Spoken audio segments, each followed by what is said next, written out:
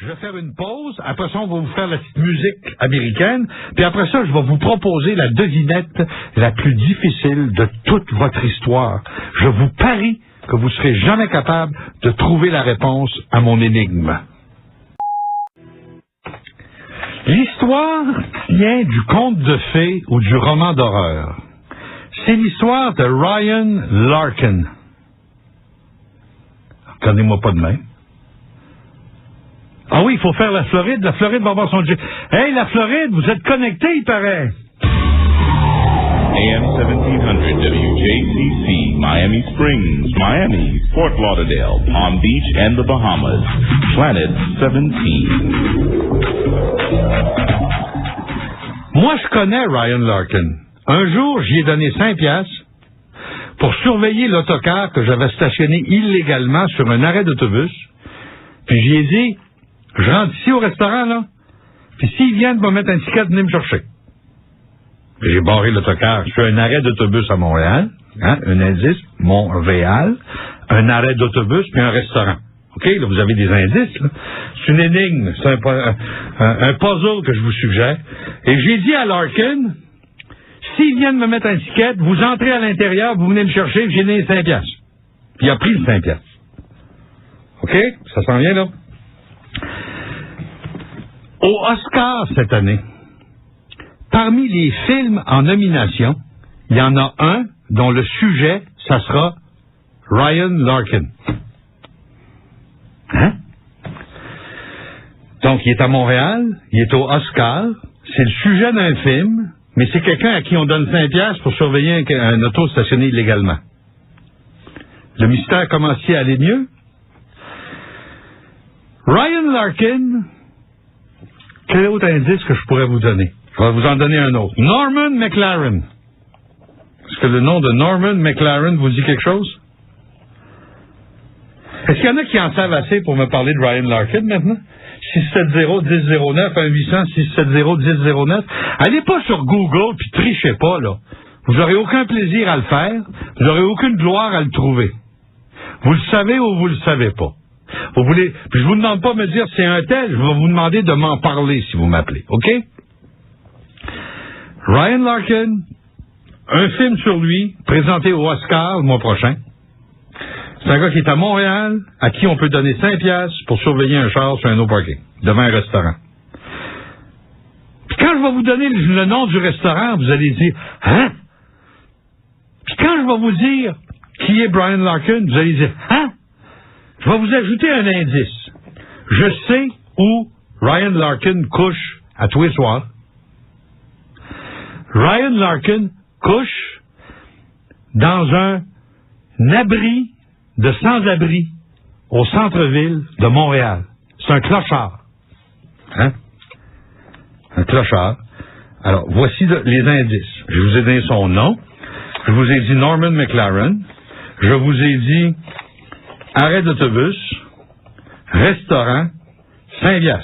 Et je vous...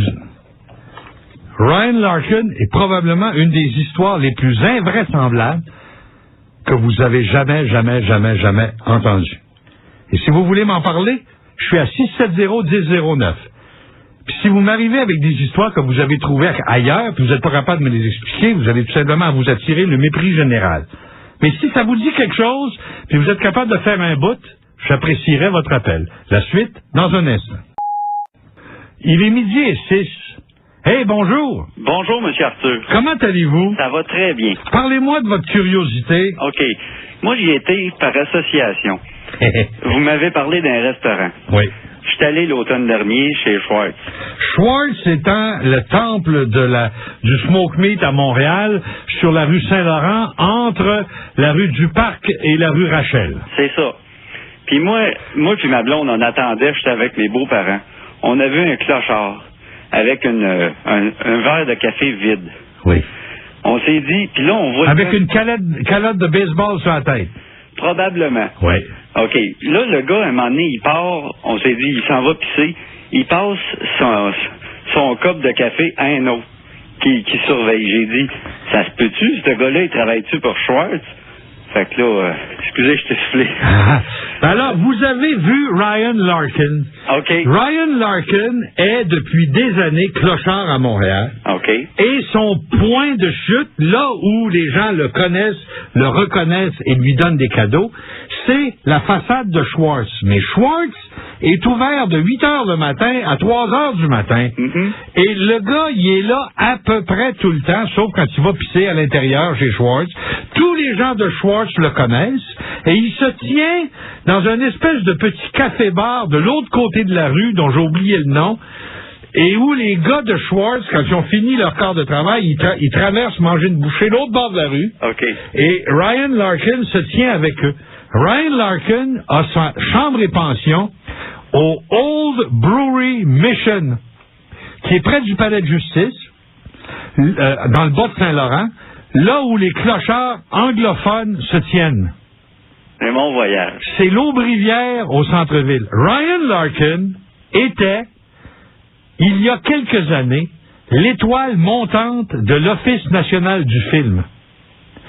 C'était l'élève de Norman McLaren, le gars qui a passé sa vie à faire des films d'animation qui dessinaient directement sur la pellicule, là. L'homme et la chaise, des trucs comme ça. Là. Ce nom-là, Norman McLaren, ça me disait de quoi. OK.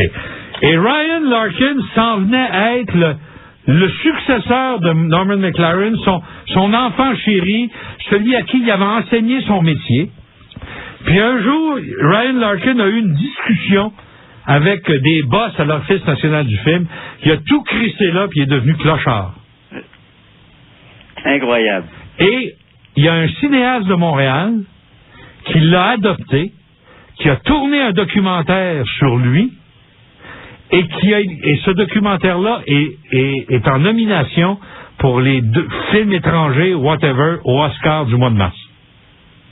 Ryan Larkin, un jour, je recule un autocar intercar sur l'arrêt d'autobus qu'il y a au coin de la rue devant Schwartz, puis je laisse à peine 20 pieds pour l'autobus de la ville de Montréal pour embarquer son monde en avant de moi, OK? Je fais ça un peu en cow-boy. Mm-hmm. Puis je vais voir ce clochard-là, puis je lui donne 5 $, puis je lui dis, auriez-vous la gentillesse de venir m'avertir s'ils viennent me mettre un ticket?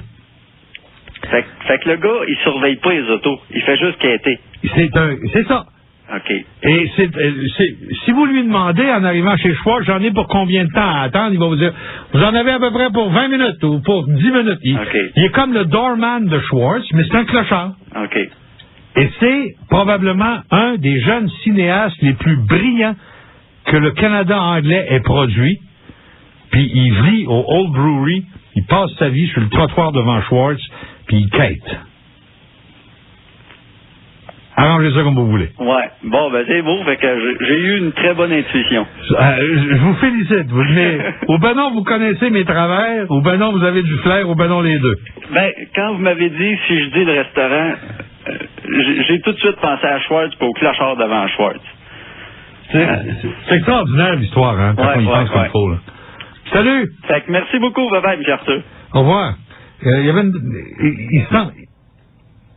Ah, OK. Ils ont parti. OK. Ryan Larkin a fait l'objet d'un reportage ou deux à Radio-Canada et à CBC au cours des dernières semaines. Il est possible que vous l'ayez déjà vu. Mais moi, c'est en voyant les informations là-dessus que j'ai réalisé que le clochard que j'avais embauché pour me protéger d'une contravention sur un autocar pendant que je mangeais mon smoke meat, pendant que mes clients étaient au casino, que ce clochard-là, c'était un des plus prometteurs de tous les jeunes cinéastes canadiens il y a à peine quelques années, et que la vie, ses décisions, peut-être aussi ses maladies, l'avaient conduit au métier de clochard.